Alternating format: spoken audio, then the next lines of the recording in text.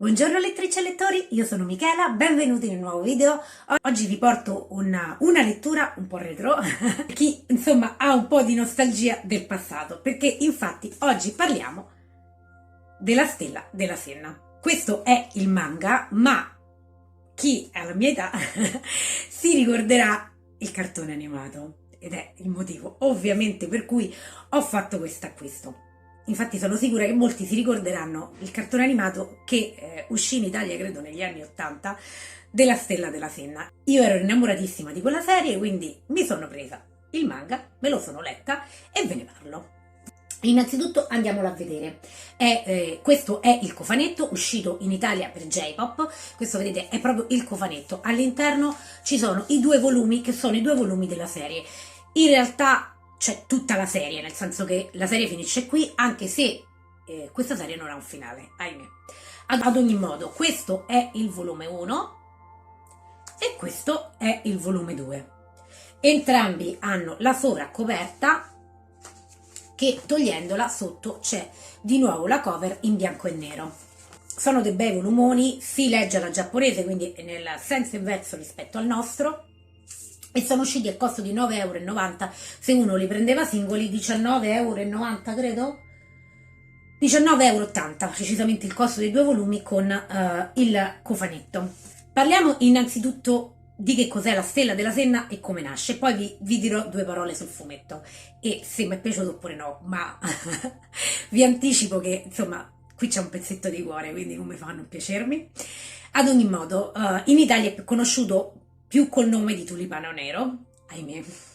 Di questo fumetto nacque in realtà prima la serie animata. Infatti nel 75 in Giappone andava benissimo un fumetto che ovviamente molti conoscono, che è quello di Ryohei Ikeda e Sai Nobara, ossia Lady Oscar all'italiana. Fumetto che stava avendo talmente tanto successo che volevano farne una serie animata. Ma Ryohei Ikeda rifiutò di cedere i diritti del fumetto e quindi pensarono bene di fare qualcosa di molto simile, di molto, molto simile. E quindi uscì fuori la versione animata di La Stella della Senna. Ovviamente, presi un po' dalla scia dell'entusiasmo, decisero di farne anche una versione a fumetti. Della versione animata della Stella della Senna vi metto qui un'immaginina, così insomma vi potrete ricordare assolutamente di che cosa stiamo parlando. Uscì nel 75 questa serie animata che era composta da 39 episodi, che in seguito arrivò anche in Italia e in contemporanea cominciarono a far uscire il fumetto. E ovviamente qualche anno dopo, quindi nel 79, Ryohei Ikeda cedette i diritti per la serie animata di Lady Oscar, arrivò Lady Oscar, la Stella della Senna non se la filava più nessuno ovviamente, e quindi anche il fumetto venne interrotto bruscamente. Mentre nella serie animata riuscirono a dare un finale, per quanto molto veloce, alla serie, nel fumetto non si fece in tempo, quindi questo fumetto in realtà, in questi due volumi in realtà c'è tutto il fumetto ma non c'è il finale. In realtà alla fine del secondo volume abbiamo una parte scritta dall'autore in cui ci racconta il finale, che è quello praticamente dei film. Però a livello di fumetto non ce l'abbiamo. Innanzitutto andiamo a vedere come erano i disegni.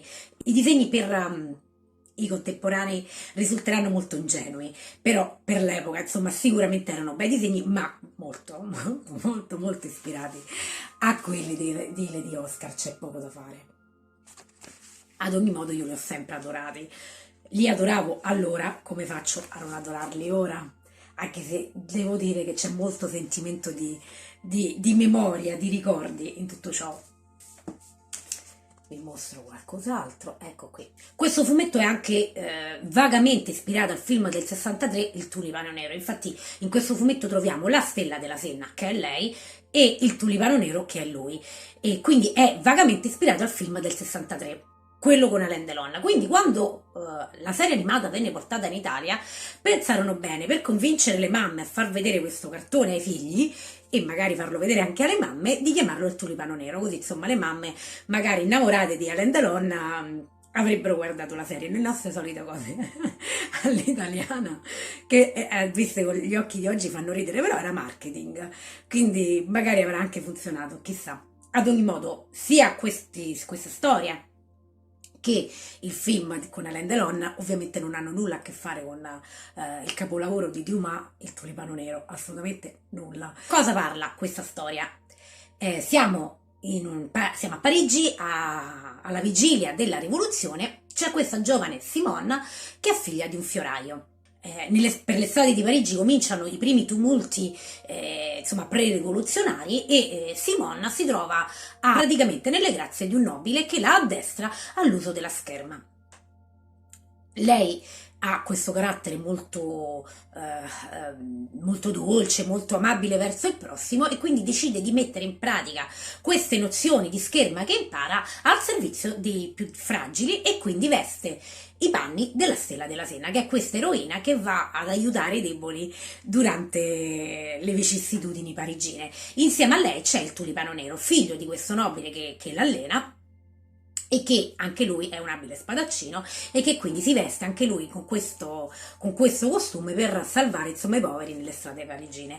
Il tutto condito da i tumulti parigini e dal fatto che Simone nasconde un segreto riguardo al suo passato, che lei non sa di avere questo segreto, ma che noi lettori e insieme a Simone scopriremo piano piano nella lettura di questa storia.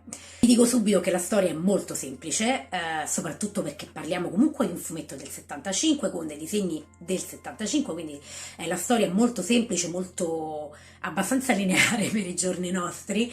Alcuni espedienti letterari fanno anche sorridere letti oggigiorno, però insomma ha quel fascino delle cose che ricordiamo un po' da bambini, perlomeno quelli della mia età ricordano un po' da bambini degli anni 80, insomma quelle storie che leggevamo negli anni 80 che lette oggi, lette da un ragazzo di oggi probabilmente fanno sorridere, ma per i venerandi come noi insomma tirano fuori quel senso della memoria, quei ricordi nascosti nelle letture che abbiamo fatto allora, che sicuramente insomma apprezziamo, perlomeno io apprezzo sicuramente. Quindi è sicuramente una lettura ingenua rispetto alle letture contemporanee, ma ha quel gusto, quel fascino retro che è splendida. Poi insomma, ma come ci si fanno ad innamorare di Simone vestita insomma con questa tutina che gira per le strade parigine durante il periodo rivoluzionario, insomma a combattere contro i malvagi dell'esercito parigino. Sicuramente è una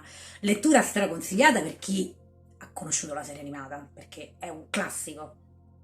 Io lo considero un classico dei manga, molto meno se siete lettori giovani, se siete abituati alla scrittura moderna lo apprezzerete molto meno perché lo trovereste molto molto ingenuo. C'è da far notare ovviamente le somiglianze con Lady Oscar. Qui abbiamo Maria Antonietta e ditemi se non è Maria Antonietta di Lady Oscar. Ovviamente le somiglianze con il fumetto di Lady Oscar, proprio perché è nato per far concorrenza a quello, abbondano, anzi qui potrebbe partire una sfida, vediamo quante ne troviamo, perché veramente abbondano in quantità industriale. È una lettura che sicuramente io ho trovato piacevole perché ho tanto amato il cartone animato allora, e se venite dal cartone, siete amanti insomma dei fumetti, dei manga retro, dei manga di qualche anno fa, sicuramente è una lettura che apprezzerete, anche perché poi ecco, sono appena questi 2 volumi e si ha tutta la lettura, malgrado insomma sia manchevole di finale, però con 2 volumetti si ha tutta la lettura. Però sicuramente non è una lettura che consiglio alle nuove generazioni, se non per chi ha la voglia di andarsi a leggere qualcosa di veramente storico e datato. Piccola nota da aggiungere è che, ahimè, è stato annunciato anche il cofanetto di Lady Oscar, che io vi metto la foto qui, che è, cioè, con il cancello che si apre, i 5 volumi. Vabbè, sono molto tentata. Mannaggia, non dovete fare queste ristampe meravigliose, che uscirà al costo di 70 euro e dovrebbe arrivare intorno a dicembre. È qualcosa di divino.